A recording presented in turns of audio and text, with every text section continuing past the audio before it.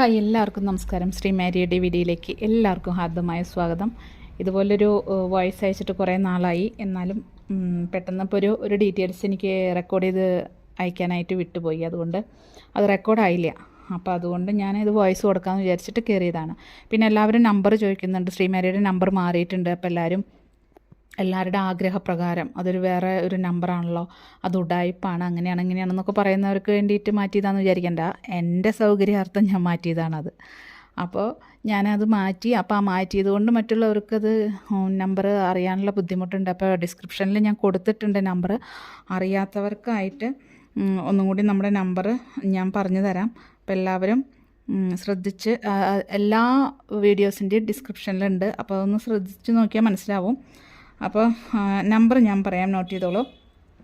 8590643577. ഇതാണ് നമ്പർ. തീർച്ചയായിട്ടും നിങ്ങളാരും കോൾ ചെയ്ത് കഴിഞ്ഞിട്ടുണ്ടെങ്കിൽ ഞാൻ എടുക്കില്ല. നിങ്ങൾക്ക് വോയിസ് അയക്കാം, മെസ്സേജ് അയക്കാം. ഇത്തിരി വൈകിയാണെന്നുണ്ടെങ്കിൽ ഞാൻ റിപ്ലൈ തരും. അപ്പോൾ അതും കൂടി ഒന്ന് മനസ്സിലാക്കാം. പിന്നെ ഇപ്പോൾ ഇന്നത്തെ ഒരു ഡീറ്റെയിൽസ്: 1697, 26 വയസ്സുള്ള യുവതി, 5'3" ഉയരം, സ്ഥലം എറണാകുളം, വിദ്യാഭ്യാസം ബിരുദാനന്തര ബിരുദം, സ്വകാര്യ കമ്പനിയിൽ ജോലി ചെയ്യുന്നുണ്ട്, ജാതി ഈഴവ. ഇവർ വരന് പറയുന്ന ഡിമാൻഡ് 30 വയസ്സ് വരെ മതി. എറണാകുളം അതിനോട് ചേർന്ന് കിടക്കുന്ന ജില്ലകളും നോക്കും.